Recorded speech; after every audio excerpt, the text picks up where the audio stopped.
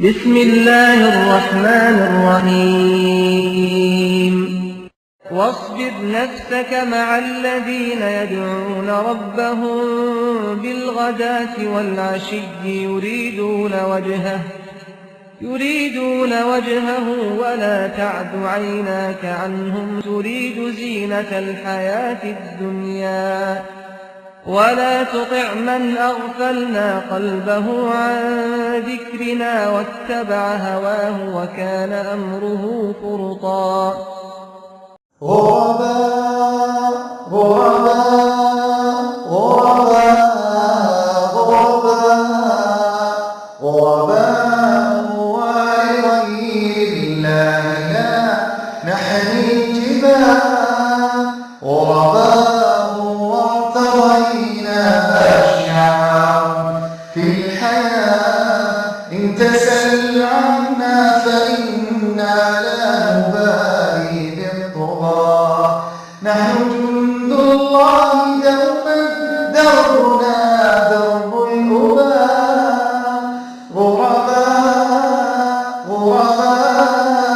غرباء غرباء غرباء غرباء ولغير الله لا نحني الجبال غرباء وارتضينا أشعار في الحياة إن تسل عنا فإنا لا نبالي بالضراء نحن جند الله دوما دربنا درب الأباء لا نبالي. یہ اجنبی ہو چکے ہیں اس معاشرے میں، یہ ان کی دعوت، ان کا عقیدہ، ان کا طرز عمل لوگوں کے لیے بڑا عجیب بن چکا ہے.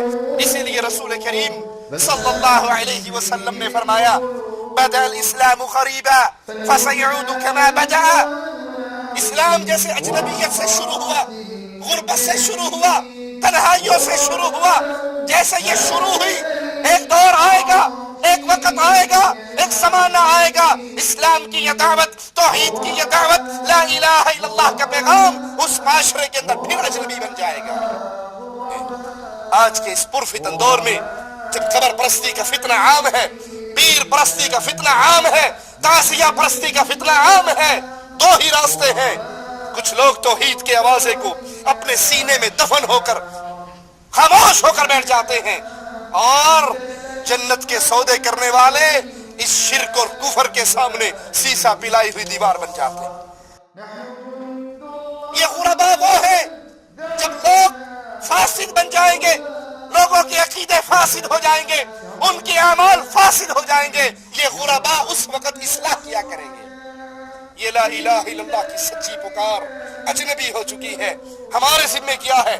ہم دنیا کی رنگینیوں کو حاصل کریں اور دعوت توحید کو چھپا جائیں، یا ڈنکے کی چوٹ پہ لا الہ الا اللہ کے کھرے پیغام کو، اپنی جان کو اپنی ہتھیلی پہ رکھ کر دنیا کے سامنے پیش کریں کہ زندگی اسی چیز کا نام ہے کہ ہم زندہ ویسے رہیں جیسے عرش والے نے ہمیں حکم دیا ہے.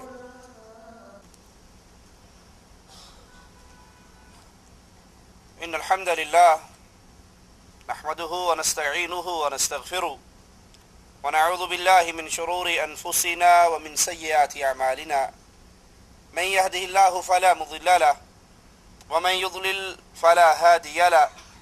أشهد أن لا إله إلا الله وحده لا شريك له وأشهد أن محمدا عبده ورسوله.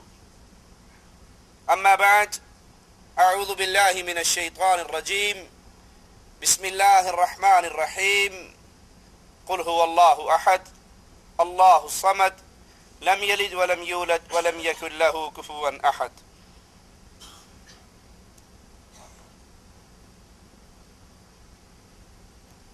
یہ دور پرفتن دور ہے. مبارکباد کے مستحق ہیں وہ لوگ جو اس دور کے اندر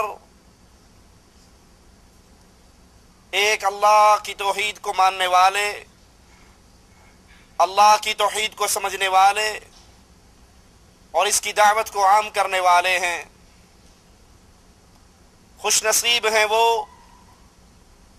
جنہوں نے اپنی زندگی کے لیے آئیڈیل امام الانبیاء امام اعظم محمد الرسول اللہ صلی اللہ علیہ وسلم کو بنایا۔ مبارکباد کے مستحق ہیں وہ جن کے سامنے سیدنا بلال کی سیرت ہے، سیدنا فاروق کی سیرت ہے، صحابہ کرام کی سیرتیں ہیں، جو اپنی تکلیفیں اور دکھوں کے لیے اللہ کے نبی علیہ الصلاۃ والسلام کے صحابہ کی طرف دیکھتے ہیں، ان سے روشنی اور رہنمائی لیتے ہیں۔ وہ مسلمان جنہوں نے اس دور میں بڑھتے ہوئے فتنوں کے باوجود اپنے چہرے کو دنیا کی بے حیائیوں سے موڑ کر ایک اللہ کی عبادت کی طرف موڑا ہوا، دنیا کی 4 دن کی رنگینی کو چھوڑ کر ان کی نظریں اللہ کی جنت پہ ٹکی ہوئی۔ دنیا کے اندر شیطان کے بہت سے ہیلے ان کو روز گمراہ کرنے کے لیے ان کے گرد جال بننے کی کوشش تو کرتے ہیں، لیکن وہ ایمان کے اس مقام پہ فائز، توحید کو سمجھنے کے بعد یہ عقیدہ ان کے سینے میں ایسا راسخ ہوا کہ وہ شیطان کے ہر ہیلے اور بہانے کو ٹھوکر مار دیتے ہیں۔ مبارک ہو ان کو جنہوں نے اللہ کے دین کو اپنے سینے سے لگایا۔ اس دور کے اندر جس دور میں مسجدیں خالی ہیں، سینما آباد ہیں، اللہ کی عبادت کے گھر خالی ہیں، شیطان کی عبادت کے گھر آباد ہیں، اس دور کے اندر جہاں قدم قدم پہ شیطان رنگینیوں میں انہیں پھنسانے کی کوشش کرتا ہے، اور یہی وہ دور ہے جس کے بارے میں امام الانبیاء امام کائنات محمد کریم صلی اللہ علیہ وسلم نے فرمایا تھا، یأتی علی الناس زمان، ایک وقت آئے گا، ایک دور آئے گا، ایک زمانہ آئے گا، القابض فیہ علی دینہ کالقابض علی الجمر، اس دور کے اندر، اس لمحے کے اندر، ان ایام کے اندر، ان فتنوں کے اندر جو اپنے آپ کو دین پہ قائم رکھے، ہر مسئلے کے اندر اللہ کے دین کی طرف دیکھے، شادی کرنی ہے تو اللہ کے دین کو اپنے لیے آئیڈیل بنائے، موت کا واقعہ ہو تو رسول کریم کی زندگی کو اپنے سامنے رکھے، توحید کو سمجھنے کی بنا پر اگر کوئی اس کو تانے دیتا ہے، کوئی تکلیفیں دیتا ہے، کوئی آوازیں کستا ہے، کوئی مارنے کے لیے ہاتھ اور قدم بڑھاتا ہے، تو اس حالات کے اندر بھی وہ اللہ کے دین کو اپنے سامنے رکھے۔ تو امام الانبیاء فرماتے ہیں ایک دور آئے گا جس دور کے اندر دین پہ عمل کرنے والا، دین کے اوپر پورا اترنے والا، دین کی باتوں کو اپنے لیے اے سے لے کر زیڈ تک، الف سے لے کر یا تک، ہر مسئلے میں دین اسلام کو اپنے لیے رہنما بنانے والا ایسے ہوگا، اس کے لیے دین پہ عمل کرنا اتنا مشکل ہوگا جتنا مٹھی کے اندر آگ کے انگارے کو بند کرنا مشکل ہوتا ہے۔ آج جو اللہ کی توحید کو سمجھتے ہیں، جو اللہ کی توحید کو مانتے ہیں، دنیا ان کو تانے دیتی ہے، دنیا ان کو گالیاں دیتی ہے، دنیا کا بس چلے تو ان کو گولیوں سے چھلنی کر دیتی ہے، ان کے اجتماعات کو بم کے دھماکوں سے اڑا دیتی ہے، دنیا کا بس چلے انہیں جینے کا حق نہیں ملتا۔ کیوں؟ وجہ کیا ہے؟ یہ اللہ کے دین کو اپنے سینے سے لگانے والے یہ اجنبی ہو چکے ہیں اس معاشرے میں، یہ ان کی دعوت، ان کا عقیدہ، ان کا طرز عمل لوگوں کے لیے بڑا عجیب بن چکا ہے، ان کی آنکھوں میں کھٹکتا ہے۔ وہ ان لوگوں کو دیکھتے ہیں کہ یہ کون ہے جو اس دور کے اندر بھی ایک ایسی آواز بلند کرتے ہیں جو معاشرے کے اندر غیر معروف آواز ہے، بالکل وہی کنڈیشن ہے، وہی حالات ہیں، وہی معاملات ہیں۔ امام الانبیاء امام کائنات محمد کریم صلی اللہ علیہ وسلم اہل مکہ کے سامنے لا الہ الا اللہ کی دعوت کو پیش کرتے ہیں، اہل مکہ ان کی طرف عجیب نظروں سے دیکھ کر جواب میں کہتے ہیں اجعل الالہۃ الہا واحدا، یہ تو نے کون سی عجیب دعوت دی ہے، یہ کس طرح کے جملے کہہ رہے ہو کہ ہم اپنے بنائے ہوئے الہوں کو چھوڑ دیں، اپنے بنائے ہوئے معبودوں کو چھوڑ دیں، اپنے بنائے ہوئے مشکل کشاؤں کو چھوڑ دیں اور صرف تیرے ایک اکیلے اللہ پر ایمان لے آئیں۔ یہ تو بڑی عجیب دعوت ہے، یہ تو بڑی عجیب بات ہے، یہ تو بڑا عجیب جملہ ہے، یہ تو بڑا عجیب قول ہے، یہ تو بڑی عجیب سوچ ہے جو تم ہمارے سامنے پیش کر رہے ہو۔ آج لا الہ الا اللہ کی سچی دعوت، عقیدہ توحید کا سچا پیغام ہمارے معاشرے کے اندر اسی طرح اجنبی بن چکا ہے۔ کسی کو اللہ کی توحید کی طرف بلاؤ، اسے کہو اے اللہ کے بندے، تو نے لا الہ الا اللہ کا اقرار کیا، یہ لا الہ الا اللہ تیرے اور اللہ کے درمیان ایک عہد ہے. اس کو پڑھنے والے تو نے اللہ سے اس بات کا سودا کیا ہے, لا الہ, میں کسی کو الہ نہیں مانوں گا, کسی کی عبادت نہیں کروں گا, کسی کے لیے سجدے نہیں کروں گا, کسی کے لیے نذر و نیاز نہیں دوں گا, کسی کے لیے قیام اور رکوع نہیں کروں گا, کسی کے لیے قربانی نہیں کروں گا, کسی پر امیدیں نہیں لگاؤں گا, کسی پر بھروسے نہیں کروں گا جن امور میں ان کو طاقت نہیں. ما فوق الاسباب, میں ساری عبادت کے لیے خالص اللہ کو سمجھتا ہوں, پکاروں گا اس کو, مانگوں گا اس سے, روؤں گا اس کے سامنے, دعائیں اس سے ہوں گی. وہ کہتے ہیں آپ کیسی دعوت دیتے ہیں؟ یہ پوری دنیا بزرگوں کے قبروں پہ جھکی ہوئی, یہ ہزاروں کے مجمع بزرگوں کے عرصوں پہ آنے والے, یہ لاکھوں کا مجمع بابا جی کی قبر اور درگاہ پہ اکٹھا ہونے والا, کیا یہ اس بات کو نہیں جانتے؟ کیا ہمارے بڑے اس بات کو نہیں جانتے؟ کیا ہمارے پیر و فقیر اس بات کو نہیں جانتے؟ لا الہ الا اللہ کی دعوت ویسے ہی اجنبی بن چکی, ویسے ہی اجنبی بن چکی, ویسے ہی غریب ہو گئی جیسی اس دور کے مشرکوں کے سامنے یہ دعوت غریب تھی کہ ہم تجھ سے جو سن رہے ہیں ہم نے اپنے بزرگوں سے نہیں سنا. اسی لیے رسول کریم صلی اللہ علیہ وسلم نے فرمایا بدأ الاسلام غریبا فسيعود كما بدأ. اسلام جیسے اجنبیت سے شروع ہوا, غربت سے شروع ہوا, تنہائیوں سے شروع ہوا. کس طرح کی غربت, کس طرح کی غربت؟ وہ انسان جس نے اپنے بھائی کے گھر بیٹے کے پیدا ہونے کی خوشی میں, اپنے بھتیجے کی پیدائش کی خوشی میں خبر لانے والی ثوبیہ لونڈی کو آزاد کر دیا تھا. وہ چچا, وہ چچی اسی بھتیجے کے دروازے پر کانٹے بچھانے کے لیے تیار ہیں, پتھر مارنے کے لیے تیار ہیں, مجنون شاعر اور کذاب کہنے کے لیے آپ کے پیچھے پیچھے چل رہے ہیں. کیسی عجیب, کیسی اجنبیت ہے, کیسی اجنبیت ہے اس معاشرے کے اندر. وہ انسان جس نے اپنی زندگی کو ان لوگوں کے سامنے پیش کر کے کہا لوگوں 40 سال تمہارے اندر گزارے ہیں, میں نے کبھی جھوٹ بولا, میں نے کسی کی امانت کھائی؟ وہ جواب میں کہتے ہیں ما جربنا علیک الکذب, تیری زبان سے جھوٹ کبھی نہیں نکلا, تو امین ہے, تو صادق ہے, تو سچا ہے. لیکن جو دعوت لے کر آیا ہے یہ دعوت ہمارے بزرگوں کی بات سے ٹکراتی ہے, یہ دعوت ہم نے سنی نہیں, اس دعوت کا ہمیں شعور نہیں, ہم اس دعوت کو ماننے کے لیے تیار نہیں. آپ نے فرمایا جیسے یہ اجنبیت سے اس دعوت کا آغاز ہوا فَسَيَعُودُ كَمَا بَدَا, جیسے یہ شروع ہوئی ایک دور آئے گا, ایک وقت آئے گا, ایک زمانہ آئے گا, اسلام کی یہ دعوت, توحید کی یہ دعوت, لا الہ الا اللہ کا پیغام اس معاشرے کے اندر پھر اجنبی بن جائے گا. آج کسی سے کہو داتا اللہ ہے, غریب نواز اللہ ہے, بندہ نواز اللہ ہے, بندہ پرور اللہ ہے, مشکل کشا اللہ ہے, حاجت روا اللہ ہے, بگڑی بنانے والا اللہ ہے, گنج بخش اللہ ہے, کشتی پار لگانے والا اللہ ہے, اولاد دینے والا اللہ ہے, رزق دینے والا اللہ ہے. وہ کہتے ہیں یہ جو بات تم کر رہے ہو ہم نے تو نہیں سنی, یہ دعوت ہم نے نہیں سنی, ہمارے بزرگوں نے نہیں سنائی, ہمارے بڑوں سے ہم تک نہیں پہنچی. تمہاری دعوت ہم اس کو نہ ماننے کے لیے تیار ہیں نہ قبول کرنے کے لیے تیار ہیں. امام الانبیاء فرماتے ہیں یہ اسی طرح لوٹ آئے گا جس طرح اس کا آغاز ہوا تھا. صحابہ پوچھتے ہیں یا رسول اللہ صلی اللہ علیہ وسلم یہ غربا کون ہیں, یہ غربا کون ہیں جن کے لیے آپ آواز لگا رہے فطوبى للغرباء, ان غربا کے لیے, ان اجنبیوں کے لیے مبارک ہو, ان کو خوشخبری ہو, ان کو جنت کی بشارتیں ہوں. امام الانبیاء, امام کائنات محمد کریم صلی اللہ علیہ وسلم جواب میں فرماتے ہیں الذین یصلحون اذا فسد الناس, یہ غربا وہ ہے جب لوگ فاسد بن جائیں گے, لوگوں کے عقیدے فاسد ہو جائیں گے, ان کے اعمال فاسد ہو جائیں گے, یہ غربا اس وقت اصلاح کیا کریں گے.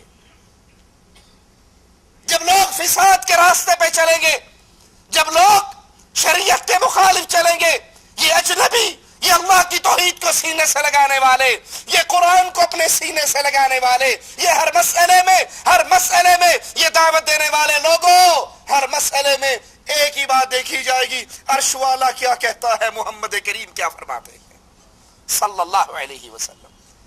غربا وہ ہے جب لوگ فساد کے راستے پہ چلے, یہ اصلاح کی کوشش کریں. اور سب سے بڑا فساد زنا کرنا فساد ہے, چوری کرنا فساد ہے, ڈاکے ڈالنا فساد ہے, قتل کرنا فساد ہے, دہشت گردی, یہ تمام چیزیں اس میں آتی ہیں. لیکن اللہ کی قسم سب سے بڑا فساد یہ ہے, یہ پیشانی جو خاص اللہ کے سامنے جھکنے کے لیے بنی تھی, آج یہ پیشانی قبروں پہ, ڈھیریوں پہ, خانقاہوں پہ, درگاہوں پہ, درباروں پہ, پیروں کے سامنے, بزرگوں اور بابوں کے سامنے جھکا دی جائے. اللہ کی توحید کو چھوڑ کے شرک کے راہی بننا کائنات کا سب سے بڑا فساد ہے.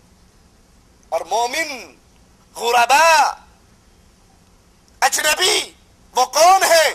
جب لوگ شرک کے راستے پہ چل رہے ہوں گے, یہ ان کو توحید کی دعوت دینے والے. آئیے اے اہل توحید, تمہارے لیے پیغام, اے اہل توحید تمہارے لیے مبارکباد کے آوازے. اگر تم پریشانیوں کے ایام میں, مصیبتوں کے ایام میں, غربت کے ایام میں اللہ کی توحید کو سینے سے لگائے رکھو, کیونکہ یہ زندگی 4 دنوں کی زندگی ہے, اور پھر یہ ہمیشہ کی جنت ہے, یہ ہمیشہ کی جہنم ہے. آئیے آپ کے سامنے ایک مومنہ عورت کا ذکر کرتے ہیں جس نے اللہ کی توحید کو سیکھا, اللہ کی توحید کو سمجھا, اللہ کے نبی پر ایمان لے کر آئی, فرعون کے گھر میں رہتی ہے, فرعون کی بچیوں کی آیا ہے, اس کے ہاتھ سے کنگھی زمین پہ گرتی ہے, وہ بسم اللہ کہہ کر اس کو اٹھا لیتی ہے. فرعون کی بیٹی کہتی ہے بسم اللہ, یعنی تو نے میرے باپ کا نام لیا ہے, میرے باپ کو اللہ کہا ہے, اس کو رب مانتی ہے. جواب میں کہتی ہے نہیں, ہرگز نہیں, تیرا رب میرا رب فرعون کا رب ربی اللہ, اللہ تو وہ رب ہے جو تیرا بھی رب ہے, میرا بھی رب ہے, تیرے بابا فرعون کا بھی رب ہے. یہ لڑکی بڑی حیران ہوتی ہے, میرے باپ کے محل میں رہنے والی, میرے باپ کی دی ہوئی نعمتوں کو کھانے والی, میرے باپ کے سائے کے نیچے رہنے والی, میرے باپ کو چھوڑ کر کسی اور کو رب کہتی ہے. وہ دوڑتی ہے, اپنے بابا کو خبر دیتی ہے, بابا تیرے محل کے اندر ایک ایسی عورت بھی ہے جو تجھے رب نہیں کہتی, کسی اور ذات کو رب مانتی ہے. فرعون اس کو بلاتا ہے, پوچھتا ہے کیا ماجرا ہے, تیرا رب کون ہے؟ جواب میں کہتی ہے ربی و ربک اللہ, میرا بھی رب تیرا بھی رب, کائنات ساری کا رب اللہ ہے. فرعون اس کے سامنے منظر کشی کرتا ہے, دیکھ تو محل میں رہ رہی ہے, نعمتوں میں رہ رہی ہے, رنگینیوں میں رہ رہی ہے, دنیا کی لذتیں ساری تیرے قدموں میں ڈھیر ہے. اگر چاہتی ہے دنیا کا یہ آرام, دنیا کا یہ آسائش, دنیا کی نعمتیں تیرے لیے برقرار رہے, تو اس محل میں زندہ سلامت رہے, تو پھر اس اللہ کے ساتھ کفر کر, اس اللہ کے انکار کر, مجھے رب مان, مجھ پہ ایمان لے کے آ. وہ جواب میں کہتی ہے نہیں, ربی اللہ, میں تو اپنے اللہ کو اپنا رب مانتی ہوں. فرعون کو پتہ لگا کہ اس کے 5 یتیم ہیں, 5 بچوں کو یہ پال رہی ہے, اور وہ اس کو سب سے زیادہ دنیا میں محبوب ہے. ان 5 بچوں کو بلاتا ہے, تیل کا کڑاہا آگ پہ رکھتا ہے.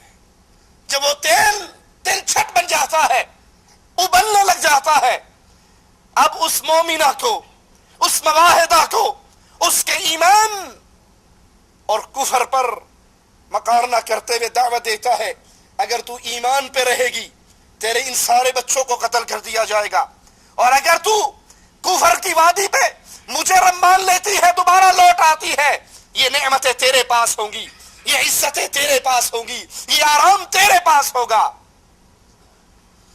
اللہ کی توحید کو سمجھ کر اپنے ملکوں میں لوٹ کر جانے والوں, اور تھوڑی سی تکلیف آنے پر اللہ کی توحید سے منہ موڑ لینے والوں, تھوڑے سے غم اور دکھ آنے پر صرف اس بات پر یہ جملے سن کر ماں کہہ دے میں تجھ سے ناراض ہوں, باپ کہہ دے میں تجھ سے ناراض ہوں, باپ اور ماں گھر سے نکال دیں, پٹائی کریں, قوم اور برادری مخالفت کرے, اتنی سی بات کو سن کر اللہ کی توحید کو چھوڑ کر پھر قبروں کا طواف کرنے کی طرف جانے والوں, پھر غیر اللہ کی عبادت کی طرف جھکنے والوں, مومن وہ ہوا کرتا ہے جب ایمان سینے میں آ جاتا ہے وہ کہتا ہے مر جانا آسان ہے، شرک کرنا دوبارہ برداشت۔ وہ جادوگر جن کو فرعون نے بلایا تھا، جب وہ موسیٰ علیہ السلام پر ایمان لے آتے ہیں، دل میں ایمان داخل ہوتا ہے، سجدے میں گر جاتے ہیں۔ فرعون کہتا ہے میری اجازت سے پہلے ہی تم ایمان لے آئے، میں تمہیں قتل کروں گا، میں تمہارے اعضاء مخالف سمتوں میں کاٹ ڈالوں گا۔ وہ جواب میں کہتے ہیں جو جی کرتا ہے کر لے، تو زندگی 4 دن کی اسی کا چراغ گل کرے گا، تجھے کیا پتا ہمیشہ کی زندگی تو اللہ کی جنت کے اندر ہے۔ یہ عورت کہتی ہے فرعون اگر تو یہ چاہتا ہے میں اپنے بچوں کو بچا لوں، اپنی عزت شرف کی زندگی کو دوبارہ پالوں اور اللہ کے ساتھ کفر کروں، یہ تیری بھول ہے، تو جو کر سکتا ہے کر لے، توحید اس دل میں راسخ ہو چکی ہے تو اس کو باہر نہیں نکال سکتا۔ یہ ایک بچے کو اس کے جندی اٹھاتے ہیں، اس تیل کے حوالے کرتے ہیں، بچہ روتا ہوا جا رہا ہے، چیخیں اس کی بلند ہو رہی ہے، ماں کی ممتا اسے اپنی آنکھوں کے سامنے تیل کے کڑاہے میں گرتا ہوا دیکھ رہی ہے، اس کا گوشت، اس کی ہڈیاں چٹک جاتی ہے، کباب کی طرح بھن کر اوپر آ جاتی ہے۔ یہ اپنے بچے کو اپنی آنکھوں کے سامنے روز دھوتا دیکھ لیتی ہے، لیکن رب کی توحید سے انکار نہیں کرتی۔ ایک بچے کے مرنے پہ فرعون کہتا ہے کیا خیال ہے، یہ میرے محل کی زندگی، یہ نہروں کے اندر رہنے والی زندگی، یہ نعمتوں بھری زندگی، یہ آرام اور آسائش کی زندگی، اگر یہ لینا ہے، دنیا کی لذتیں لینی ہیں تو کہہ دے فرعون میں تجھے رب مانتی ہوں، انا ربکم الاعلی، میں تمہارا رب ہوں، اور اگر تو توحید پہ قائم رہتی ہے، اللہ کو اپنا رب کہتی ہے، جس طرح یہ مرا ہے میں تیرے سارے بچوں کو اسی طرح مانتا ہوں۔ وہ کہتی ہے جو جی میں آتا ہے کر گزر، میں ہر طرح کا نقصان برداشت کر سکتی ہوں، اپنے رب کو ناراض نہیں کر سکتی۔ دوسرے بچے کو اٹھاتا ہے اسی آگ کے اندر، تیسرے بچے کو اٹھاتا ہے، چوتھے بچے کو اٹھاتا ہے، 4 معصوم اس عورت کی آنکھوں کے سامنے جل جاتے ہیں، 5واں اس کے سینے سے لگا ہوا، اس کی چھاتی سے لگا ہوا، اس کا دودھ اس کے منہ میں ہے، وہ معصوم ابھی جو ماں کا دودھ پی رہا ہے، فرعون کے فوجی اس کی طرف بڑھتے ہیں، اس کی چھاتی سے چھینتے ہیں، آگ کی طرف جا رہے ہیں، اس کے منہ سے دودھ کے قطرے گرتے ہوں گے، اس کے ہاتھوں میں ماں کے بال ہوں گے، ماں آخر ماں ہے، چیخ اٹھتی ہے، برداشت نہیں کر سکتی، بڑوں کی 4 کی موت تو سہ گئی، اس دودھ پیتے شیرخوار بچے کی اس ظلم کی کیفیت کو نہ دیکھ سکی، اس کے منہ سے چیخ نکلتی ہے، اللہ کو اپنی موحدہ بندی پر رحم آتا ہے، یہ معصوم دودھ پینے والا، اللہ اس کو زبان دیتا ہے، یہ آواز لگا کر کہتا ہے اصبری امہ انتی علی الحق، میری ماں صبر کر، تو حق پر ہے، اللہ مجھے اور تجھے اپنی جنتوں میں اکٹھا کرنے والا۔ سارے بچوں کی قربانی دے کر فرعون پھر اس مومنہ موحدہ کی طرف دیکھتا ہے، پوچھتا ہے کیا خیال ہے، کیا پروگرام ہے؟ وہ زبان حال سے کہتی ہے تو نے میرے لختے جگروں کو میری آنکھوں کے سامنے بھون ڈالا، میرے بچوں کی چیخیں میرے پردہ سماعت سے ٹکراتی رہی، میں نے یہ سب کچھ برداشت کیا، اس سے زیادہ بڑھ کر بھی جو تو کرنا چاہے کر لے، میں ہر طرح کی مصیبت کو برداشت کروں گی، لیکن رب کی توحید جو سمجھ آ چکی ہے اس سے ایک قدم پیچھے نہیں ہٹ سکتی۔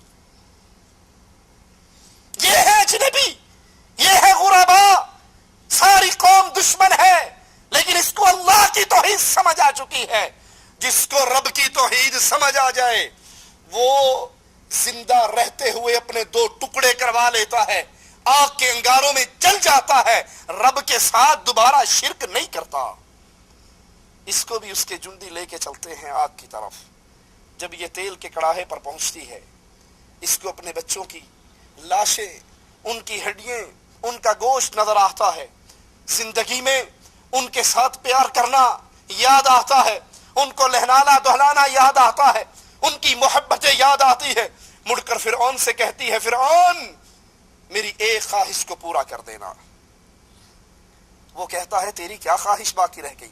کہا میری خواہش یہ ہے جب میں بھی جل جاؤں، جب میں بھی مر جاؤں، میری اور میرے بچوں کی لاش کو، ہماری بچی کھچی ہڈیوں کو اکٹھا کر کے ایک ہی قبر میں دفن کر دینا۔ اللہ کے لیے قربان ہو گئی، اللہ کی توحید پہ کٹ گئی، اللہ کی توحید پہ اپنی آل اولاد کو قتل کروا لیا۔ لیکن پھر مقام کیا ملا، عزت کیا ملی؟ امام الانبیاء، امام کائنات محمد کریم صلی اللہ علیہ وسلم جب معراج کے لیے جاتے ہیں، آپ کو ایک جگہ سے بہت اچھی خوشبو آتی ہے، پوچھتے ہیں جبرائیل یہ خوشبو کیسی ہے؟ تو وہ جواب میں کہتے ہیں یا رسول اللہ صلی اللہ علیہ وسلم یہ فرعون کی بچیوں کی آیا اور اس کی اولاد کی خوشبو ہے، جنہوں نے اس دنیا کی چار روزہ زندگی کو، 4 دن کی رنگینیوں کو ٹھوکر مار کے ہمیشہ کے لیے رب کی جنتوں کا انعام پا لیا۔ اور قرآن حکیم ایسے ہی لوگوں کے بارے میں اعلان کرتا ہے وَلَا تَحْسَبَنَّ الَّذِينَ قُتِلُوا فِي سَبِيلِ اللَّهِ أَمْوَاتًا، جو اللہ کے لیے شہید ہو جائے، جو اللہ کے لیے قربان ہو جائے، جو اللہ کے لیے قتل ہو جائے، ان کو مردہ نہ کہو، ان کو مردہ نہ سمجھو، بل احیاء عند ربهم یرزقون، بلکہ یہ اپنے رب کے ہاں زندہ ہے، ان کو رزق دیا جاتا۔ امام الانبیاء فرماتے ہیں شہیدوں کی روحوں کو مالک سبز پرندوں کے قالب میں ڈال دیتا ہے، وہ جنت میں جہاں چاہتے ہیں اڑتے پھرتے ہیں، جنت کے رزق کھاتے ہیں، جنت کی زندگی میں ہے، جنت کی نعمتوں میں ہے۔ اور ایک دن مالک نے کہا شہیدوں سے مانگو کیا مانگتے ہو، سوال کرو جو چاہتے ہو۔ شہید کہتے ہیں اللہ تو نے ہمیں جنت انعام کے طور پہ دی ہے، ہمارا ٹھکانہ جنت ہے، ہمیں اور کیا چاہیے؟ اللہ پھر سوال کرتا ہے مانگو کیا مانگتے ہو، سوال کرو کیا سوال کرتے ہو؟ جواب میں کہتے ہیں اللہ اگر تو نے دینا ہے تو پھر ایک سوال تجھ سے کرتے ہیں، ہماری روحوں کو واپس ہمارے جسموں میں لوٹا دے، ہم تیرے راستے میں توحید کی دعوت دیں، جہاد کریں، شہادت کا مقام پائیں، وہ مزہ دوبارہ لینے کو جی چاہتا ہے جو تیرے راستے میں مرتے ہوئے آیا تھا۔ مالک نے فرمایا یہ تو میرا قانون ہے، جو یہاں آ جائے وہ واپس، جو آ جائے وہ واپس۔ جمعرات کو تو ہمارے ہاں آتے ہیں، وہ کہاں سے آتے ہیں؟ جمعرات کو تو آتے ہیں، حلوہ مانڈا پکتا ہے، مرغے روسٹ ہوتے ہیں، دروازے پیٹتے ہیں اور کہتے ہیں کی پکایا جے؟ جواب ملتا ہے حلوہ شریف ہے، مرغا شریف ہے، چامپیں بھنی ہوئی ہیں، ماشاءاللہ ماشاءاللہ، تم نے روحوں کی بڑی عزت کی ہے۔ اور پتہ لگے اگر دال مسور ہے کہتا ہے پھٹے منہ تمہارا، ہمارے لیے دال مسور رہ گئی ہے، کتنی دور سے آئے اور دال مسور پکی ہوئی۔ اس آیت کو لے کر بعض لوگ کہتے ہیں جی آپ نہیں مانتے، مالک کہتا ہے کہ ان کو مردہ نہ کہو، ان کو مردہ نہ کہو، مردہ نہ سمجھو، یہ زندہ ہے۔ لیکن آیت کا اگلا حصہ نہیں پڑھتے، زندہ کہاں ہے؟ ہم بھی مانتے ہیں شہید زندہ ہے، لیکن کہاں؟ شہید کہاں زندہ ہے؟ عند ربهم یرزقون، اللہ کی جنتوں میں زندہ ہے اور اللہ سے اپنی روزی پاتے ہیں۔ وہ جمعرات کو تمہارے گھروں میں پھیرے مارنے کے لیے نہیں آتے، تمہاری ڈوبی ہوئی کشتیوں کو پار لگانے کے لیے نہیں آتے۔ انہوں نے تو سوال کیا تھا یا لیت قومی یعلمون بما غفر لی ربی وجعلنی من المکرمین، اے کاش میری قوم کو پتہ لگ جائے شہید ہونے کے بعد رب نے مجھے کتنی عزتیں عطا کی ہے۔ لیکن شہید اس دنیا میں انہیں واپس آنے کی اجازت نہیں ہے۔ فرحین بما آتاهم اللہ من فضلہ ویستبشرون بالذین لم یلحقوا بهم من خلفهم الا خوف علیہم ولا هم یحزنون، اللہ نے اپنے فضل سے جو انہیں دے رکھا ہے اس سے بہت خوش ہیں، خوشیاں منا رہے ہیں۔ ان لوگوں کی بابت جو اب تک ان سے نہیں ملے ان کے پیچھے ہیں، اور نہ ان پر خوف ہے نہ ان پہ غم ہے، نہ ان پہ کوئی غم نہ ان پہ کوئی خوف۔ یستبشرون بنعمت من اللہ وفضل وَأَنَّ اللَّهَ لَا يُضِيعُ أَجْرَ الْمُؤْمِنِينَ. یہ ایک دوسرے کو مبارکباد دیتے ہیں، خوش ہوتے ہیں اللہ کی نعمت اور فضل سے، اور اس سے بھی کہ اللہ تعالی ایمان والوں کے اجر کو برباد نہیں کیا کرتا. جو اللہ کے لیے کٹے اور مرے، جو اللہ کی توحید کو سمجھے، جو اللہ کی توحید کو سیکھے، جو اللہ کی توحید کو آگے پہنچائے، پھر اس توحید کی دعوت دیتے ہوئے اگر اس پہ مصیبت آتی ہے، اگر اس پہ غم آتا ہے، اگر اس پہ دکھ آتا ہے، تو مومن کسی حال کے اندر بھی اس اہل ایمان کے اجر و ثواب کو اللہ ضائع نہیں کیا کرتا. شرط یہ ہے کہ اس کی نیت اللہ کی رضا ہو، یہ لوگوں کے دکھلانے کے لیے نہ کرتا ہو. یہ اہل ایمان جن لوگوں نے اللہ اور اس کے رسول کے حکم کو قبول کیا، توحید کی دعوت کو ہم نے کس کے لیے قبول کیا؟ اللہ کے حکم سے، رسول کریم کی تباہ کرتے ہوئے. تو پھر جن لوگوں نے اللہ اور اس کے رسول کے حکم کو قبول کیا، اس کے بعد کہ انہیں پورے زخم لگ چکے تھے، ان میں سے جنہوں نے نیکی کی اور پرہیزگاری برتی، ان کے لیے بہت زیادہ اجر اور ثواب ہے. الذین قال لهم الناس، کن کے لیے اجر ہے، کن کے لیے ثواب ہے، کن کے لیے عزتیں ہیں؟ الذین قال لهم الناس ان الناس قد جمعوا لكم فاخشوهم، ان کے لیے جنہیں ڈرانے والوں نے ڈرایا، لوگ تمہیں مارنے کے لیے تیار ہو گئے، قوم تمہارا خون بہانے کے لیے تیار ہوگی، تم وانٹڈ ہو، تم مطلوب ہو، تم جہاں پر پائے جاؤ گے، لوگ تمہارے مارنے کے لیے تمہارے در پر ہیں. فاخشوهم، ان لوگوں سے ڈرو، ان قوموں سے ڈرو، ان لشکروں سے ڈرو، ان فوجوں سے ڈرو جو تمہیں قتل کرنے کے در پہ ہے. فزادهم ایمانا، انہوں نے جب دیکھا کہ لشکر در لشکر، فوج در فوج، کافر ہمیں گھیرنے کے لیے، کافر ہمیں مارنے کے لیے اکٹھے ہو گئے، اور ڈرانے والوں نے ڈرانے کی کوشش کی، یہ ان کو دیکھ کر فزادہم ایمانا، ان کا ایمان اللہ پر اور مضبوط ہو گیا، ان کا ایمان اللہ پر اور ایمان بڑھ گیا. وقالوا حسبنا اللہ، جب اہل ایمان کے سامنے اہل کفر کے لشکر ہو، اہل توحید کے سامنے اہل شرک کے تانے ہو، اہل شرک کی طرف سے مصیبتوں کے انبار ہو، وہ اپنی زبان سے وہی کہا کرتا ہے جو ابراہیم علیہ السلام نے کہا تھا. قوم دشمن ہے، باپ دشمن ہے، بادشاہ دشمن ہے، عوام دشمن ہے، آگ کی طرف پھینکا جا رہا ہے، گر رہے ہیں، آگ کی طرف آ رہے ہیں، جبرائیل آتے ہیں، سوال کرتے ہیں اے اللہ کے خلیل، اجازت ہو، کوئی حکم ہو، کوئی خدمت ہو. یہ بارش کا فرشتہ بھی ہے، ابھی بارش برسا کے اس آگ کو بجھا دیں گے، اس کو ٹھنڈا کر دیں گے. ابراہیم اگر کوئی حاجت ہے تو میں آپ سے پوچھ رہا ہوں. جواب میں سیدنا ابراہیم کہتے ہیں جبرائیل حاجت تو ہے پر تجھ سے نہیں ہے، تیرے رب سے ہے. جبرائیل تیرا رب جس کے لیے، جس کی توحید کی آواز کو بلند کرنے کے جرم میں آگ کی طرف پھینکا جا رہا ہوں، میرا حال وہ تجھ سے بہتر جانتا ہے. حسبنا اللہ، مجھے اللہ کافی ہے، ونعم الوکیل، اور وہ بہت اچھا کارساز ہے. فانقلبوا بنعمة من الله وفضل لم يمسسهم سوء واتبعوا رضوان الله والله ذو فضل عظیم. اللہ کی نعمت کے ساتھ، فضل کے ساتھ یہ لوٹے، انہیں کوئی برائی نہ پہنچی، انہوں نے اللہ کی رضامندی کی پیروی کی. اللہ بڑے فضل والا ہے.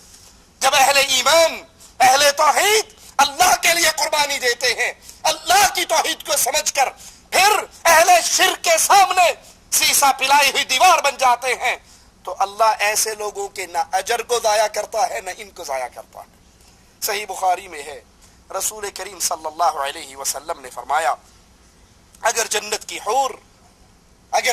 حور دنیا میں جھانک لے، پوری دنیا روشن ہو جائے، اس کی خوشبو سے بھر جائے، جنت کی حور کے سر کے دوپٹے کی قیمت پوری دنیا مل کے ادا نہیں کر سکتی.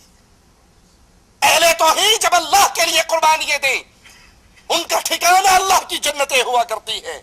صحیح مسلم میں ہے، اللہ کے نبی نے فرمایا جو جنت میں داخل ہوگا وہ ہمیشہ کی نعمتوں میں ہوگا، یہ اس سے نعمتیں دوبارہ چھینی نہیں جائیں گی، اس کے کپڑے کبھی پرانے نہیں ہوں گے، اس کی جوانی کبھی بڑھاپے کی طرف سفر نہیں کرے گی. اس کو جنت میں وہ کچھ ملے گا جو کسی آنکھ نے دیکھا نہ ہوگا, کسی کان نے سنا نہ ہوگا, کسی کے دل اور دماغ پہ اس کی سوچ بھی نہیں گزری ہوگی. غربا, اجنبی, اللہ کی توحید کو سینے سے لگانے والے, جب وہ اللہ سے جڑ کر کائنات والوں سے ٹکر لے, ہر طرح کی مصیبتوں کو برداشت کرے, نتیجہ یہ نکلتا ہے کہ ان کا ٹھکانہ رب کی جنتیں بن جایا کرتی ہے. جو جنت میں داخل ہو جائے گا وہ دنیا کی ہر طرح کی مصیبتوں کو بھول جائے گا. رسول کریم صلی اللہ علیہ وسلم نے فرمایا, ایک ایسے شخص کو قیامت کے دن لایا جائے گا جس کی ساری زندگی مصیبتوں میں, دکھوں میں, غموں میں, پریشانیوں میں, قوم بھی اس سے ناراض ہے, برادری بھی اس سے ناراض ہے, بڑے بھی اس سے ناراض ہیں, اس کی دعوت توحید کو سن کر کوئی برداشت نہیں کرتے, ساری زندگی اس نے تانے سنتے ہوئے مصیبتوں میں کاٹی ہے. اس کو جنت کی ایک سیر کروائی جائے گی, ایک دفعہ جنت کا نظارہ اس کو کروایا جائے گا. مالک پوچھے گا, میرے بندے تجھے دنیا کا کوئی غم اور دکھ یاد ہے؟ اس نے ساری زندگی ہی دکھوں میں گزاری. وہ جنت کا ایک منظر دیکھ کر, ایک نظر ڈال کر وہ کہے گا, اللہ ساری زندگی ایسے ہی مزے سے گزاری ہے جیسے اب تیری جنت کو دیکھا. وہ دنیا کے ہر غم اور دکھ کو بھول جائے گا. سوچئے اہل جنت کون ہیں, جنت میں جانے والے کون ہیں؟ جنہوں نے خواہشات کی پوجا کی, جنہوں نے لوگوں کے طعنوں کو سن کر اللہ کی توحید سے منہ موڑا, جو شرک پر, بدعات پر, خرافات پر اس لیے تیار ہو گئے کہ برادری کیا کہے گی, قوم کیا کہے گی, قبیلہ کیا کہے گا, حکومتیں کیا کہیں گی. بات تو ٹھیک ہے, دل تو میرا اس پہ راضی ہے, لیکن میں کسی سے ٹکر نہیں لے سکتا, میں کسی کے سامنے توحید کی آوازیں کو بلند نہیں کر سکتا. کیا یہ اللہ کی جنت میں جائیں گے؟ کیا خواہشات کے پجاری اللہ کی جنت میں جائیں گے, یا اللہ کی توحید کے عقیدے پہ قائم ہونے والے, نماز پڑھنے والے, روزے رکھنے والے جنت کی عیش کی زندگی پائیں گے, جہاں دودھ کی نہر, شراب کی نہر, شہد کی نہر, میٹھے پانی کی نہریں. تصور کیجئے دنیا کے اندر اگر کسی انسان کا محل, کسی انسان کی کوٹھی نہر کے کنارے پر ہو, وہ صبح اپنی چھت پہ چڑھتا ہے, سامنے اس کو نہر کا ٹھنڈا بہتا ہوا پانی نظر آتا ہے. اس کے لیے یہ سین, یہ منظر کتنا پیارا ہے. کوئی اس کو کتنے بھی پیسے دے, وہ کہے گا اس لوکیشن کی کوٹھی میں چھوڑنے کے لیے تیار, نہر کے کنارے میرا گھر ہے, سامنے پانی کی نہر. ارے تصور کرو اس جنتی کے لیے جس جنتی کے محل میں سے دودھ کی نہر بہتی ہوگی, شراب کی نہر بہتی ہوگی, شہد کی نہریں بہتی ہوں گی, میٹھے پانی کی نہریں ہوں گی, جہاں کوئی اس کو روکنے اور ٹوکنے والا نہ ہوگا. یہ جنت کس کو ملے گی؟ جس نے دنیا کے اندر اللہ کے دین کو سینے سے لگایا. کوئی ناراض ہوتا ہے تو ہو جائے, ماں ناراض ہوتی ہے ہو جائے, باپ ناراض ہوتا ہے ہو جائے, قوم اور برادری ناراض ہوتی ہے ہو جائے, جب اس کو پتہ لگ جائے یہ حکم محمد ہے علیہ الصلوۃ والسلام, وہ ساری کائنات سے ٹکر لے لیتا ہے, محمد سے بے وفائی نہیں کرتا صلی اللہ علیہ وسلم. میرے نبی کا نام آئے تو پیار سے کہا کرے صلی اللہ علیہ وسلم. آپ ایک مرتبہ کہو گے عرش والا آپ پر 10 رحمتوں کا نزول فرما دے گا. کیسی پیاری زندگی اہل ایمان کی رب کی جنت میں, اتنی نعمتوں کے اندر. اور پھر اس سے بڑی نعمت کی طرف سنیے کہ اللہ اپنے بندے سے مخاطب ہو کر پوچھے گا, اے فلاں, اے فلاں, کیا تو اپنے رب پر راضی ہے؟ وہ کہے گا, اللہ میں تجھ پہ کیوں نہ راضی ہوں, تو نے میرے چہرے کو جہنم کی آگ سے بچایا, تو نے مجھے جنت میں داخل کیا, جو میں نے امید کی وہ تو نے مجھے عطا کی, جس سے میں ڈرتا رہا تو مجھے اس سے بچاتا رہا. مالک فرمائے گا, میرے بندے آ تجھے ان ساری نعمتوں میں سب سے بڑی نعمت عطا کروں. بندہ حیران ہوگا, جنتی حیران ہوگا. جنت کی حوریں میرے سرہانے پہ سونے ہیرے جواہرات کی مسحریوں پر بیٹھا ہوا, نہ سورج کی گرمی ہے, نہ رات کے اندھیرے ہیں, پیارا میٹھا موسم ہے, دودھ اور نہر, شراب کی نہریں اور دودھ کی نہریں ہیں. اتنی لذتوں میں, اتنی نعمتوں میں ہوں, اور مالک کا فرمان ان ساری نعمتوں میں بڑھ کر سب سے بڑی نعمت تجھے عطا کی جائے. وہ سوچے گا ان نعمتوں سے بڑھ کر نعمت کیا ہوگی؟ مالک اپنے چہرے کا دیدار کروا دے گا. اہل جنت اپنی جنت کی حوروں کو بھول جائیں گے، جنت کی نعمتوں کو بھول جائیں گے، جنت کے کھانوں کو بھول جائیں گے، جنت کے آرام کو بھول جائیں گے. جب انہیں رب کا چہرہ نظر آئے گا ساری نعمتیں حقیر ہوگی، رب کی چہرے کے دیدار کی نعمت سب سے اعلیٰ ہوگی. اللہ تجھے تیرے پیارے چہرے کا ہی واسطہ ہے، اللہ ہم سب کو اپنے چہرے کا دیدار نصیب فرما. اللہ ہمیں ان خوش نصیبوں میں شامل فرمانا جو جنت کے اندر تیرے چہرے کا دیدار کریں گے، تیرے چہرے کی طرف دیکھیں گے، اور جنت کی نعمتوں میں سے سب سے بڑی نعمت تیرے چہرے کے دیدار کی نعمت ان کو نصیب ہوگی. کلا ان کتاب الابرار لفی علیین، یقیناً نیکوکاروں کا نامہ اعمال علیین میں ہے. وما ادراک ما علیون، تجھے کیا پتا علیون کیا ہے؟ کتاب مرقوم، یہ تو لکھی ہوئی کتاب ہے. یشہدہ المقربون، مقرب فرشتے اس کا مشاہدہ کرتے ہیں. ان الابرار لفی نعیم، یقیناً نیک لوگ بڑی نعمتوں میں ہوں گے. علی الارائک ینظرون، مسہریوں پر بیٹھے دیکھ رہے ہوں گے. تعرف فی وجوہہم نظرۃ النعیم، تو ان کے چہروں سے نعمتوں کی تر و تازگی کو پہچان لے گا. ان کے چہرے چمکتے ہوئے، نور سے چمکتے ہوئے چہرے اللہ کی جنتوں میں، ان کے چہروں کو دیکھ کر نعمتوں کے آثار کو پہچان لوگے. یسقون من رحیق مختوم، یہ لوگ سر بمہر خالص شراب پلائے جائیں گے جنت کے اندر، ایسی شراب جس سے عقل غارت نہیں ہوگی، جو انسان کے اوپر حیوان کی طاری نہیں کرے گی. ختامہ مسک وفی ذالک فلیتنافس المتنافسون، جس پر مشک کی مہر ہوگی. سبقت لے جانے والوں، سبقت لے جانے والوں، مقابلہ کرنے والوں، دوڑ لگانے والوں، اس کی 2 کوٹھیاں ہوگی تو میں بھی دوڑ لگاؤں 2 کوٹھیاں بناؤں. اس کے پاس 2 کاریں ہیں میں بھی 2 کاریں کروں. اس کا بینک بیلنس اتنا ہے میں بھی کروں. اگر دوڑ لگانی ہے، اگر مقابلہ کرنا ہے، اگر مقابلہ ہے تو اللہ کی جنت کے حصول کا مقابلہ کرو.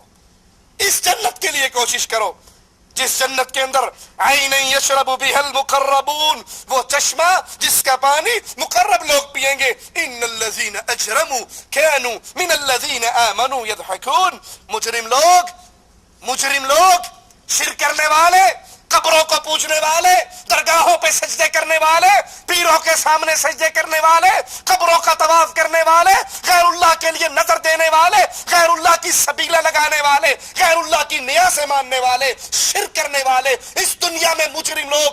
ان مجرم لوگوں کی کیفیت کیا ہے؟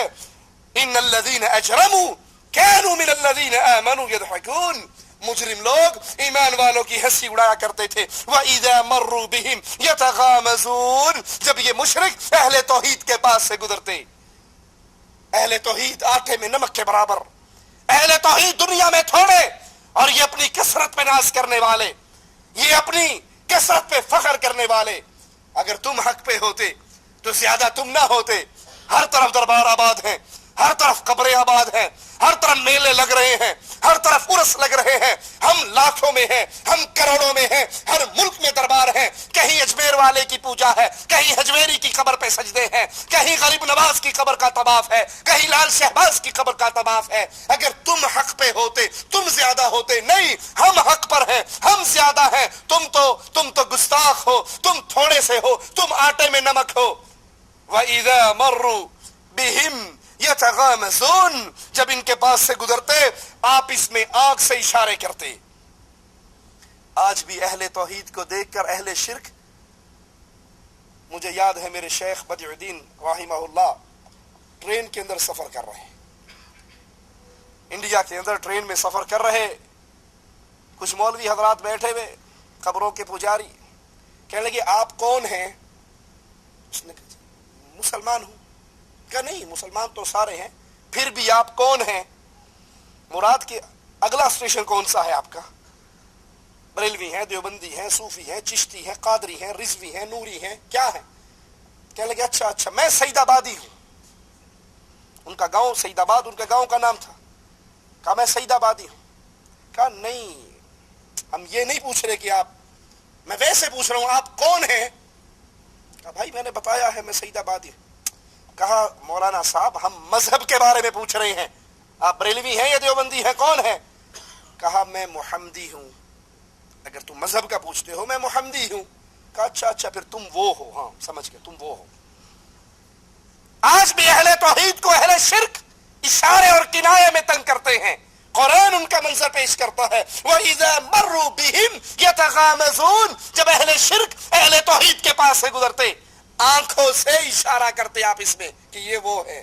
وَإِذَا انْقَلَبُوا إِلَىٰ أَهْلِهِمْ انْقَلَبُوا فَكِهِينَ, اور جب وہ اپنے گھر والوں کی طرف لوٹتے تو دل لگیاں کرتے. وَإِذَا رَأَوْهُمْ قَالُوا إِنَّ هَٰؤُلَاءِ لَضَالُّونَ, اور جب ان اہل توحید کو یہ دیکھتے تو کہتے یقیناً یہی لوگ گمراہ ہیں. عجیب بات ہے, قبروں پہ سجدہ کرنے والا خالص اللہ کی عبادت کرنے والے کو گمراہ کہتا ہے. پیروں کے سامنے سجدہ ریز خالص اللہ کے سامنے پیشانی جھکانے والے کو گمراہ کہتا ہے. بالکل وہی منظر ہے امام الانبیاء کے ہاتھ پر ایمان لا کے ثمامہ جب مکہ کے اندر داخل ہوئے, لات و عزا کے پجاری مکہ سے باہر نکلے اور آوازیں لگائے ثمامہ تو صابی ہو گیا ہے, تو گمراہ ہو گیا ہے. انہوں نے کہا اللہ کی قسم میں صابی نہیں ہوا, میں تو ہدایت یافتہ ہوا ہوں, محمد کے دین پر آیا صلی اللہ علیہ وسلم.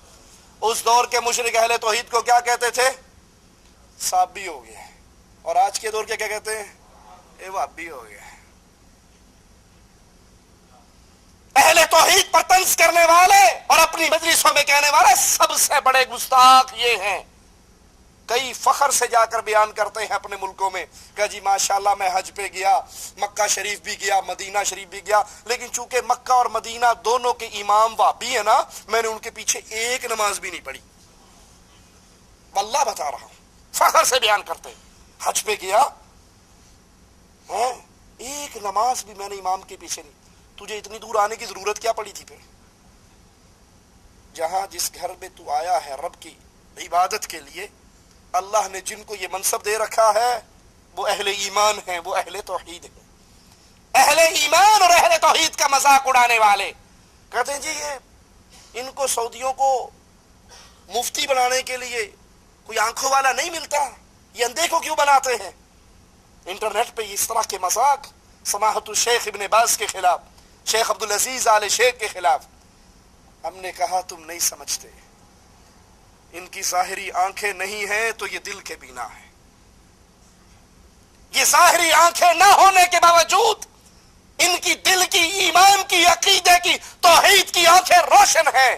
یہ لوگوں کو اللہ کی توحید کی طرف دعوت دیتے ہیں, اور تم آنکھیں ظاہری پانے کے باوجود دل کے اندھے ہو, عقیدے کے اندھے ہو, توحید کے اندھے ہو.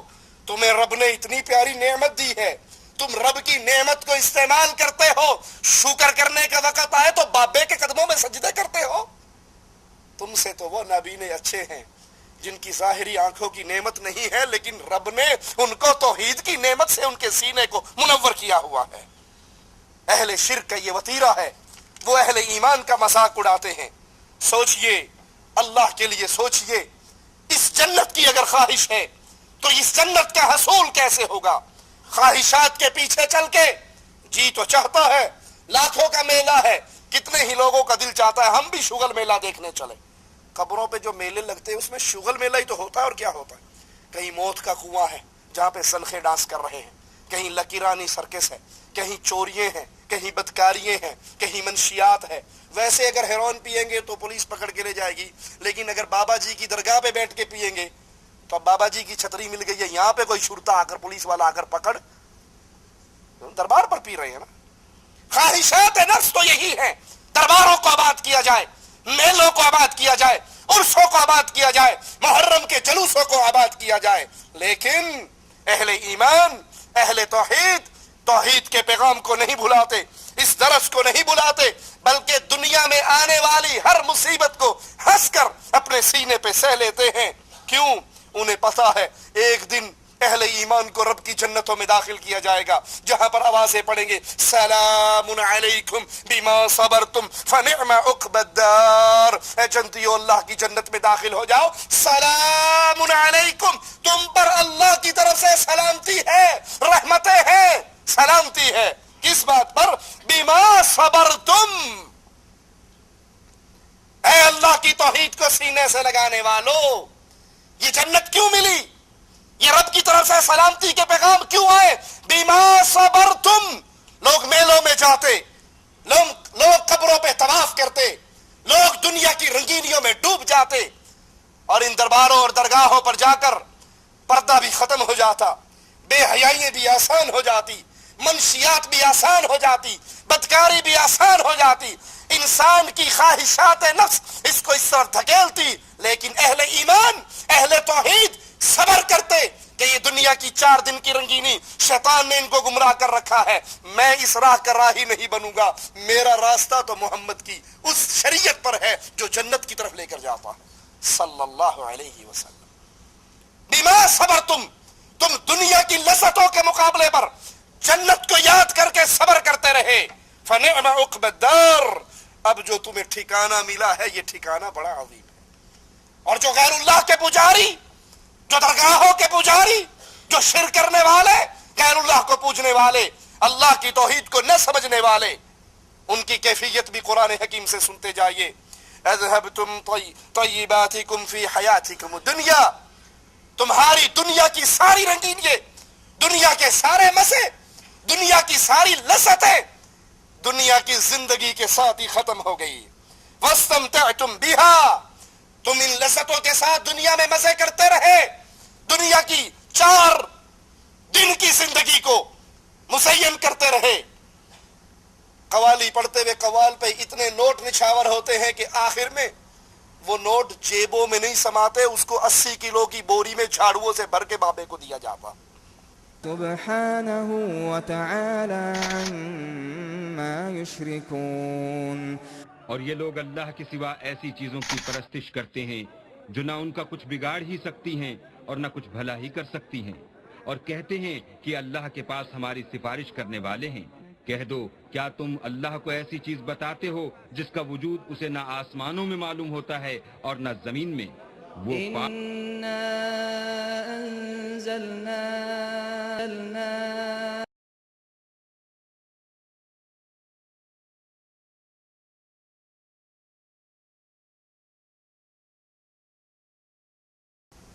ٹھیک ہے، یہ دنیا کی 4 دن کی لذتیں ہیں، ان سے مزے کر لو، لیکن قیامت کے دن فَالْيَوْمَ تُجْزَوْنَ عَذَابَ الْهُونِ، آج رسوا کر دینے والا عذاب اہل شرک کو ملنے والا، جن کی پیشانی غیر اللہ کے لیے جھکتی رہی، جو غیر اللہ کو پکارتے رہے، جو غیر اللہ کی عبادت کرتے رہے، جو اہل توحید کا مذاق اڑاتے رہے. اہل ایمان، غرباء، فتنوں کے دور میں توحید کو سینے سے لگانے والے، ڈوبتی ہوئی کشتی، اسلام کی کشتی جب بھنور میں پھنس جائے، اس کشتی کو اپنی جان کا، اپنے خون کا، اپنی کوششوں کے ذریعے اس کو دوبارہ دنیا کے سامنے بلند کرنے میں لگے رہے. ان کا ٹھکانہ جنت ہے. اور جنہوں نے دنیا کی زندگی میں شرک کیا، غیر اللہ کو پوجا، ان کا ٹھکانہ پھر رسوا کرنے والا عذاب. اے اہل توحید، اس پرفتن دور میں سوچئے میری اور آپ کی ذمہ داری کیا ہے. ہماری یہ دعوت ہمارے معاشرے کے اندر، ہماری گلیوں کے اندر، اخبارات ہو، ٹیلی ویژن ہو، کیسٹ اور سی ڈی کا میدان ہو، یا جلسے اور جلوسوں کا میدان ہو، یہ لا الہ الا اللہ کی سچی پکار اجنبی ہو چکی ہے. ہمارے ذمہ کیا ہے؟ ہم دنیا کی رنگینیوں کو حاصل کریں اور دعوت توحید کو چھپا جائیں، یا ڈنکے کی چوٹ پہ لا الہ الا اللہ کے کھرے پیغام کو اپنی جان کو اپنی ہتھیلی پہ رکھ کر دنیا کے سامنے پیش کریں کہ زندگی اسی چیز کا نام ہے کہ ہم زندہ ویسے رہیں جیسے عرش والے نے ہمیں حکم دیا ہے. مثال لینی ہے تو لیجئے.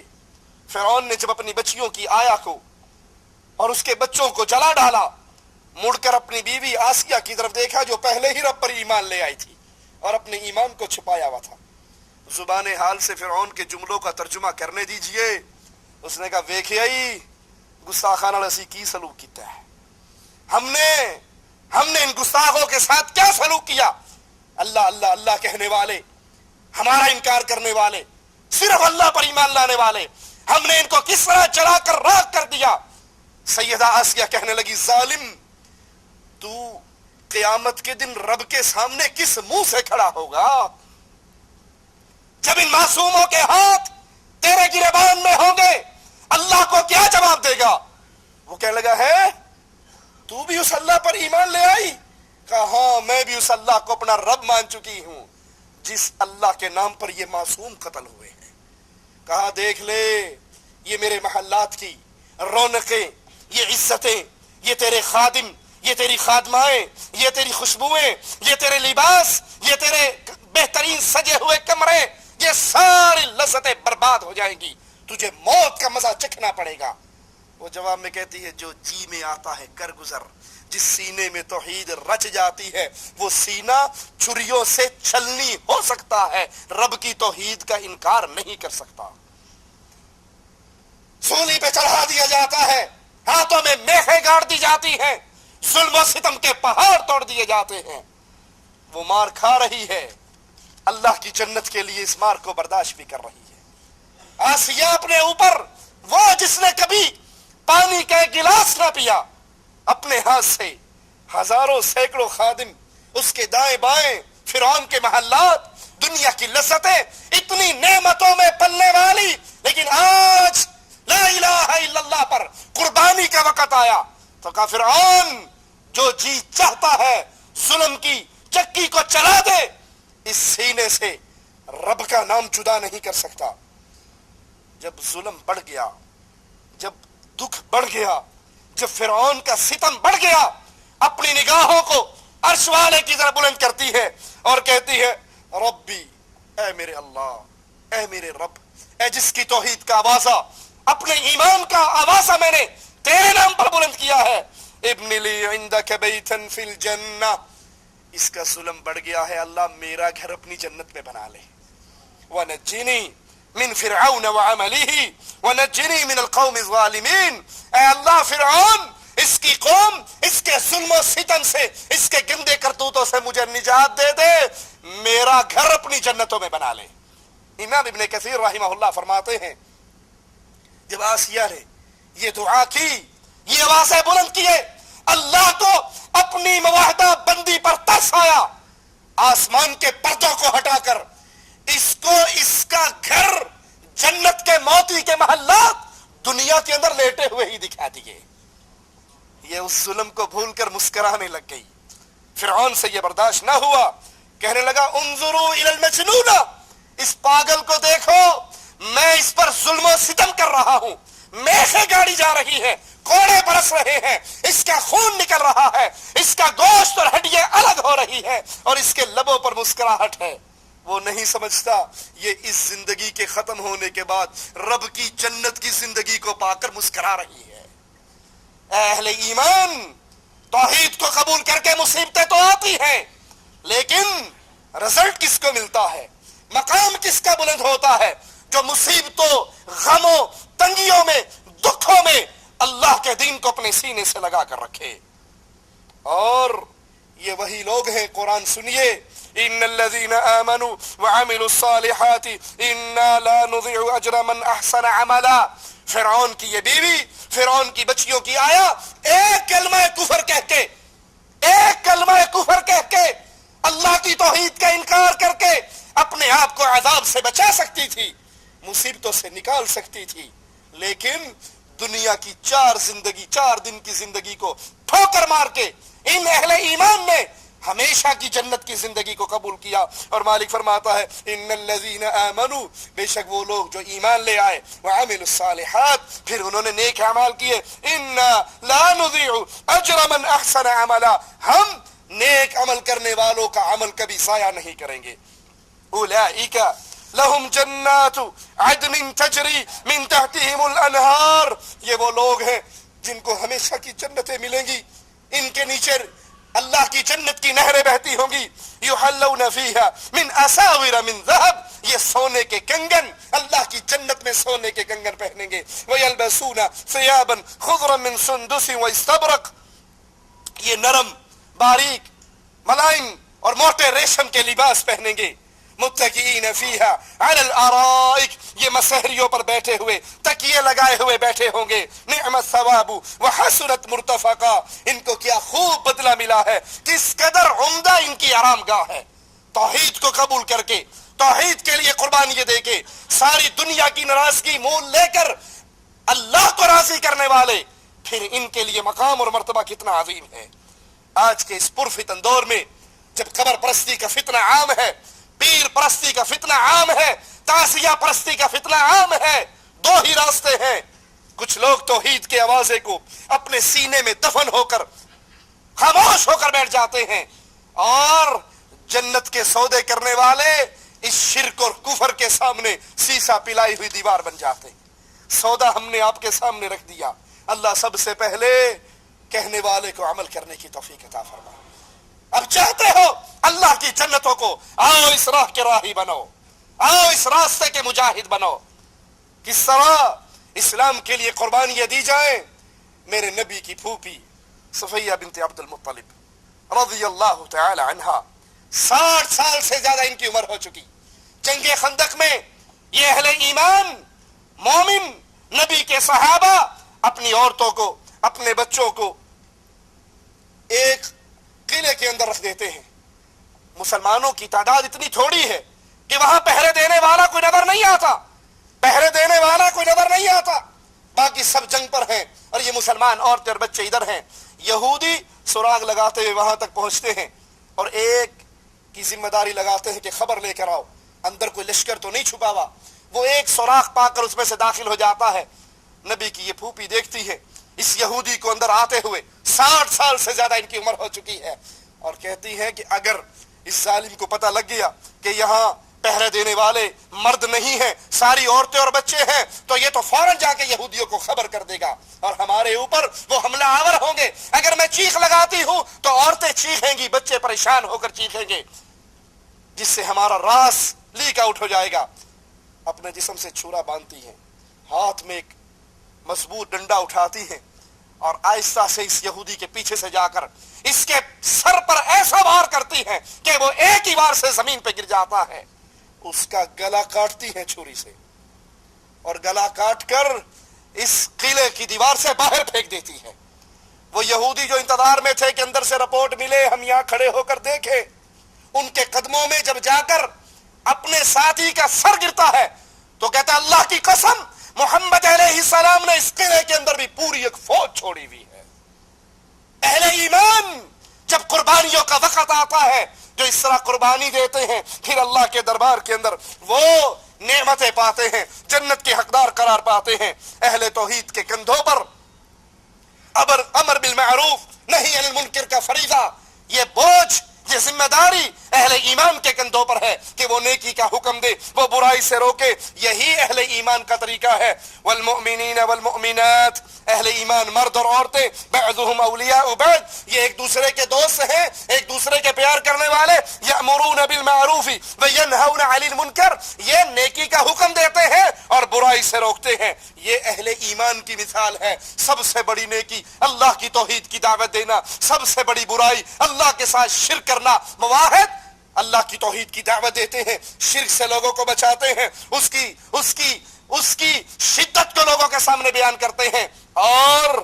और याद कर लीजिए, जो इस नेकी का हुक्म ना दे, जो तौहीद की दावत ना दे, शिर्क से लोगों को ना रोके, बुराई से लोगों को ना रोके, उनकी कैफियत भी कुरान से सुन लीजिए। लुइनल्लज़ीन कफ़रू मिन बनी इस्राईल अला लिसानी दाऊद व ईसा इब्न मरियम ज़ालिका बिमा असौ व कानू यअतदून।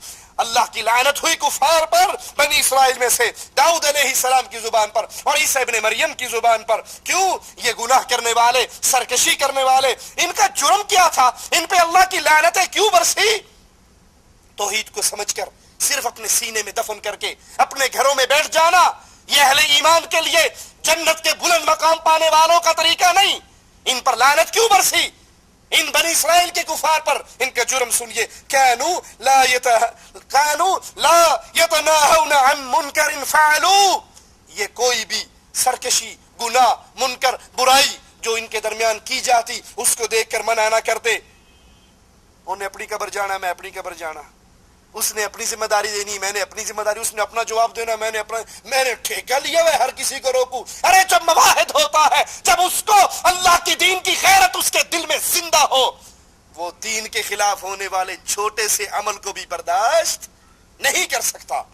تو یہ بنی اسرائیل کے کفار کا حال تھا کہ وہ برائی سے روکتے نہیں تھے، نیکی کا حکم نہیں دیتے تھے۔ اے اہل توحید، تمہارے نام پیغام ہے، نیکی کی دعوت دو، توحید کی دعوت دو، شرک سے روکو، اور یہی منہج محمد کریم صلی اللہ علیہ وسلم کا منہج ہے۔ اس منہج پہ قائم رہو، اس منہج پہ دائم رہو، اس منہج پہ زندہ رہو۔ سیدنا بلال کی زندگی کو اپنے سامنے رکھو، امام اہل سنت احمد ابن حنبل کی زندگی کو سامنے رکھو۔ ایک مسئلہ کہ قرآن اللہ کی صفت، اللہ کا کلام نہیں ہے بلکہ یہ مخلوق ہے۔ امام صاحب نے کہا پوری دنیا میرا ساتھ چھوڑ جائے، مارنے والے جو چاہیں کر لیں، میرے جسم اور روح کا رشتہ توڑ سکتے ہیں، لیکن مجھ سے اس مسئلے پہ فتویٰ نہیں لے سکتے جس مسئلے پہ قرآن اور محمد کا فرمان موجود نہ ہو صلی اللہ علیہ وسلم۔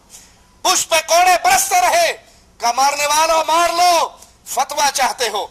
احمد تم سے ایک ہی سوال کرتا ہے، یا رب کے قرآن کی آیت لے آؤ یا محمد کریم کا فرمان لے آؤ صلی اللہ علیہ وسلم۔ امام مالک کا چہرہ کالا ہوا، طلاق کے مسئلے پر بادشاہ نے فتویٰ مانگا، کہا فتویٰ لینا ہے اللہ کا قرآن، محمد علیہ السلام کا فرمان۔ اگر یہ دو چیزیں، دونوں میں سے کوئی ایک چیز تمہارے پلے میں ہے تو مالک فتویٰ دینے کے لیے تیار ہے، اور اگر تم مار کر فتویٰ لینا چاہو تو مالک کی روح اور جسم کا رشتہ ٹوٹ سکتا ہے، حدیث رسول کے خلاف فتویٰ جاری نہیں ہو سکتا۔ یہ 4 دن کی زندگی ہے، اس زندگی کو دنیا کی رنگینیوں میں ضائع نہ کیجئے، وگرنہ قیامت کے دن کا جو منظر ہے اس کو اپنے سامنے رکھیے۔ فَكُبْكِبُوا فِيهَا هُمْ وَالْغَاوُونَ، پس وہ سب اور کل گمراہ لوگ جہنم میں داخل، اوندے منہ ڈالے جائیں گے۔ وَجُنُودُ إِبْلِيسَ أَجْمَعُونَ، اور ابلیس کے تمام لشکر بھی وہاں۔ قَالُوا وَهُمْ فِيهَا يَخْتَصِمُونَ، یہ آپس میں جھگڑا کرتے ہوئے کہیں گے تَاللَّهِ إِن كُنَّا لَفِي ضَلَالٍ مُبِينٍ، اللہ کی قسم ہم تو کھلی غلطی پر تھے۔ پیرو مرید کے جھگڑے، پیرو فقیروں کے جھگڑے، جو لوگوں کو اپنے سامنے جھکاتا ہے، جھکانے پہ راضی ہوتا ہے۔ بزرگوں نے، اولیاء اللہ نے اپنی قبروں کو پکی کرنے کی دعوت نہیں دی، ان پہ سجدے کرنے کی دعوت نہیں دی، ان پہ قبے کرنے کی دعوت نہیں دی، ان پہ عرس منانے کی دعوت نہیں دی۔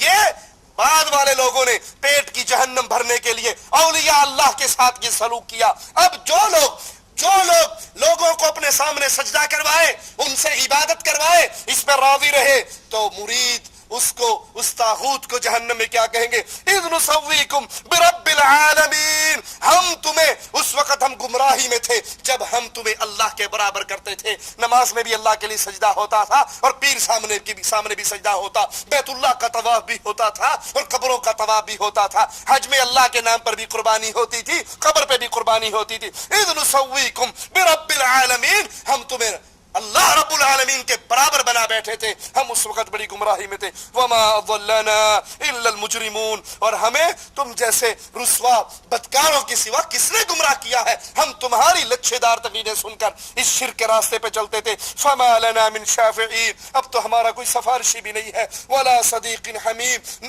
کوئی سچا غمخوار ہمارا دوست ہے۔ فلو ان لنا کرۃ فنکون من المؤمنین، اہل شرک کی حسرت بھری آواز قرآن کے الفاظ میں سنیے۔ اہل شرک کہیں گے اے کاش ایک مرتبہ دنیا میں جانے کا موقع مل جائے، ایک مرتبہ پھر دنیا میں لوٹ جائے، پھر ہم شرک نہیں کریں گے، پھر ہم مومنین کی صف میں شامل ہوں گے۔ اللہ سے دعا ہے اللہ ہمارے گناہوں کو معاف فرمائے، اللہ ہماری خطاؤں کو معاف فرمائے، اللہ ہمیں زندہ رکھے، توحید پہ رکھے، ہمارے دل میں غیرت توحید کو پیدا فرمائے۔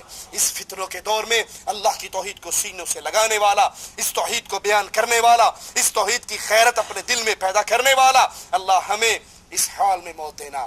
اے ہمارے اللہ تو ہم سے راضی ہو، ہم تجھ سے راضی ہوں۔ اقول قولی ھذا واستغفر اللہ لی ولسائر المسلمین فاستغفروه انه هو الغفور الرحیم۔